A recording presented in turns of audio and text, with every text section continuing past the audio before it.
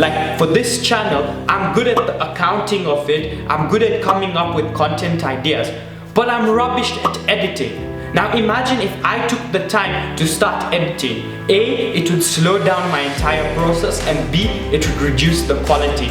Welcome to the band where we party hard but hustle harder. Irregardless of which religion you follow, if even you follow any religion, today I've analyzed some of the top religious books in the world and wanted to see what lessons for entrepreneurship they have to teach everyone. This is going to be a great video, don't want to miss out, because each of these key elements talks on a foundational pillar of your life that if you master, you will become unstoppable. At number 1, watch this short clip from my favorite movie of the year, RRR. It's in Hindi, but read the English subtitle. Okay, as you saw from the clip, in the video, the person says you must do things simply because you love them or because it's your duty, eliminating any sense of reward. By doing this, you're not working towards money and you're able to do things simply because you love them. And when you do something because you love it, even if you could gain nothing from it in the future, it's the only way you're able to be the best at that thing, and then in the long run, the rewards will automatically come to you. Rewards are a side effect of you being good at something, and for you to be good at something, you must love it. If you don't love it, there's no ways you'll be good at it. You can even love something and not be the best at it, but by continuously practicing on it every single day, you're able to become better. A good example of this is Cristiano Ronaldo. Him at school was not even selected for his football team, but he was not willing to have anyone tell him he couldn't do something. He trained, and still trains every day. And because he loves kicking that ball, he does it better than everyone in the world compared to these other players who are doing it for the fame, glory, and money. My second lesson comes from the Bible. At the end of the book of Genesis, when Jacob was 147 years old, before going to heaven, he gave each of his children, Reuben, Simon, Judah, all of them, each one a special gift. What's the significance of this? This universe was created in such a way that every single person has unique qualities, and the qualities you possess, someone else cannot possess. But that works vice versa as well. And therefore, you must be able to specialize and use division of labor in your business. And that's why Jews who follow the Old Testament very religiously are one of the most wealthy people on earth. They're able to take this lesson that although I may be able to be a farmer, my brother can be a stitcher, my cousin will be a cook. And therefore, they don't take all the tasks on their hand, but they're able to specialize. And this comes down to the foundation of modern economics theory as founded by Adam Sandler in the start of the 16th century, where one man can produce 10 to 15 pins alone per day, but 10 men can produce 5,000 together. As humans, your biggest asset is understanding we're a social animal, and together, if we come together to doing anything, we're unstoppable. But you as an individual can do very little. Therefore, we don't look at Jeff Bezos as great, but we look at Jeff Bezos or Bill Gates or Warren Buffett for the companies they built. They built these companies with a team of people who are probably far smarter than them in their respective fields. Like for this channel, I'm good at the accounting of it, I'm good at coming up with content ideas, but I'm rubbish at editing. Now imagine if I took the time to start editing. A, it would slow down my entire process, and B, it would reduce the quality.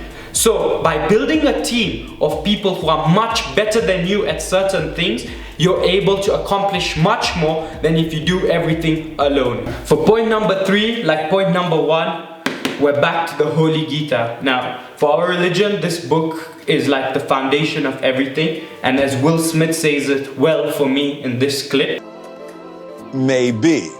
And just for whatever reason, the study of the Gita at this particular point in my life really clarified a lot of ideas of how to... Okay, maybe Will Smith is not the best role model for us right now. But all jokes aside, Krishna tells Arjun in the Gita, The most dangerous thing for the human soul is anger, but the second most dangerous thing is self-doubt. And the reason for this is your intuition and gut feeling. You must always trust it, even if decisions don't always work out in your favor.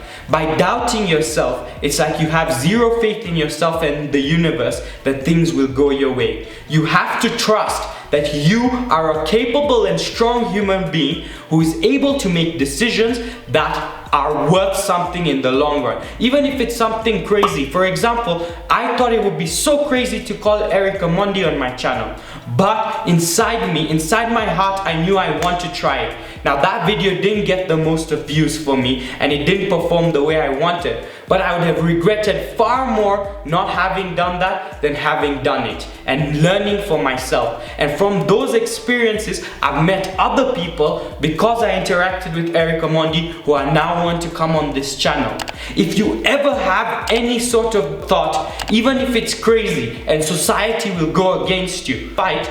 But that doesn't mean because people are against you and because society doesn't accept 100% of what you say, your thoughts and your values are not important. Stop doubting yourself. Believe that everything that comes in your head is a gift from this mighty universe, because who put that thought in your head? You don't even know. So it must have come from somewhere. Just trust the process that that thought came to you for a reason. Execute on it with your full heart, and I promise you, great things will happen for you. Lately on this channel, each and every one of my decisions has been intuitive.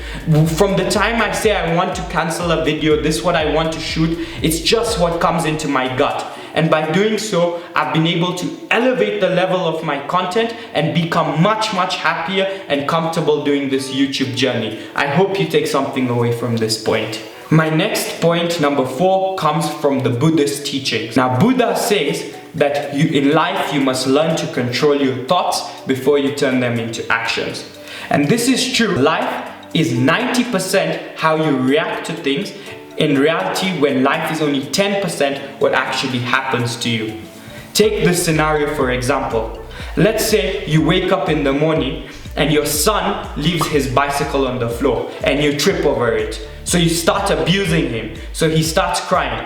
Then your wife comes out, she shouts at you, so you get late. Now you go to work, your boss is angry with you, you're already frustrated, you have a sour day, you come home, everyone's upset with you, and you go to sleep with negative energy. You're just one action happened to you where you tripped over, but 90% was your own reaction that was poison to you. Now let's take that scenario in reverse. Let's say your son came and you tripped again over the bike. But instead of yelling and shouting at him, you say, son, next time be careful, be parking. Not only have you solved the problem, but you've avoided all this unnecessary tension throughout your day. Learn to start ignoring things that are not important, and as an entrepreneur, you always want to be thinking of ways of solving problems. If your action is going to add more fuel to the fire, why do it? It doesn't help you, it doesn't help them, it's lose-lose. But if you're able to objectively criticize in a calm and efficient way, you're able to solve the problem so it doesn't happen again, and the other person has learned something, making it a win-win. Therefore, always before doing anything in this world, take a couple of seconds and think, will doing this, what could be the ramifications of this? What could be the ramifications of that? And by doing so, you become more mindful with your actions, which is the core foundation of Buddhism, that lets you become a problem solver. And as we say, entrepreneurship is simply about finding problems and monetizing them. So become a problem solver by being more proactive and less reactive. Although this may not be a religious text, one of my favorite philosophers of all time, Chinese philosopher Lao Tzu, and he simply says, a journey of 1,000 miles begins with one step. This is further elaborated in one of my favorite stories of all time in the books, it's a bit tricky, The Boy, the Mole, the Fox and the Horse. Okay?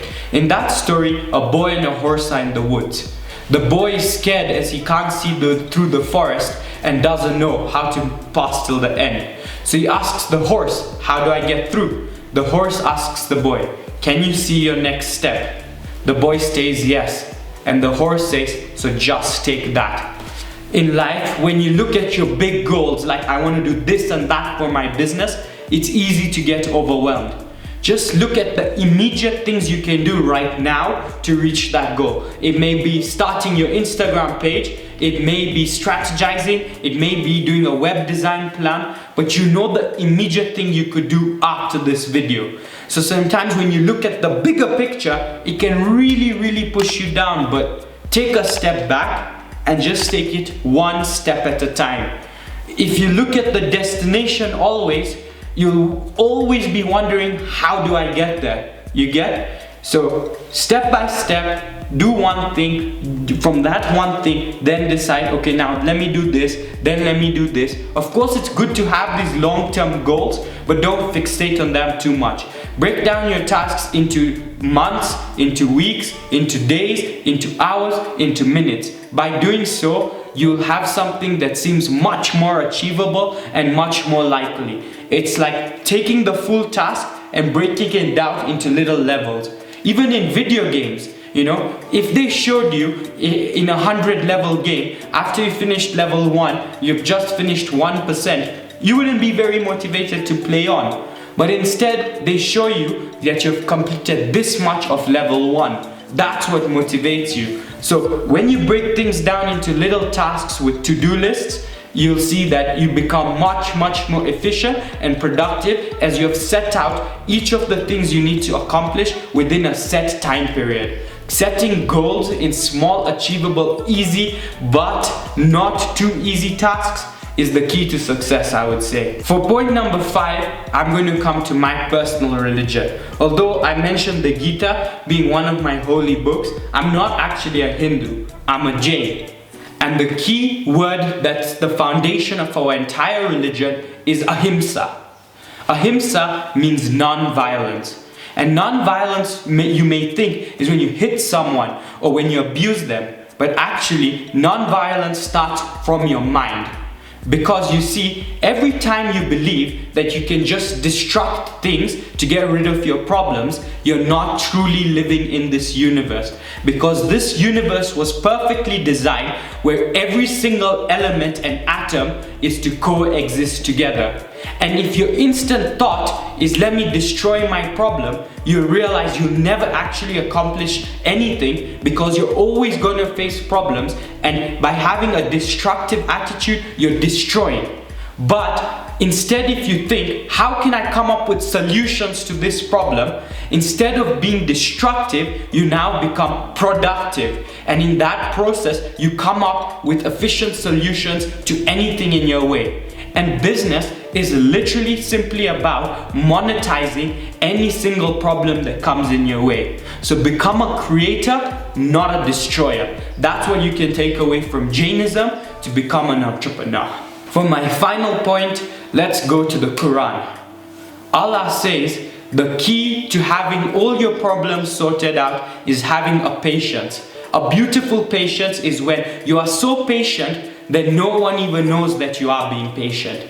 If you think about it, life is an 80, maybe even 90-year-old game with modern medicine. So why are you beating yourself up if at 20, 30, 40 or even 50, 60 and 70 years of age you have not achieved something? You know, be so patient and trust the process that things will come your way. You know, as I have mentioned in another video this week, we tend to underestimate what we can achieve in 10 years, but overestimate what we can do in a year.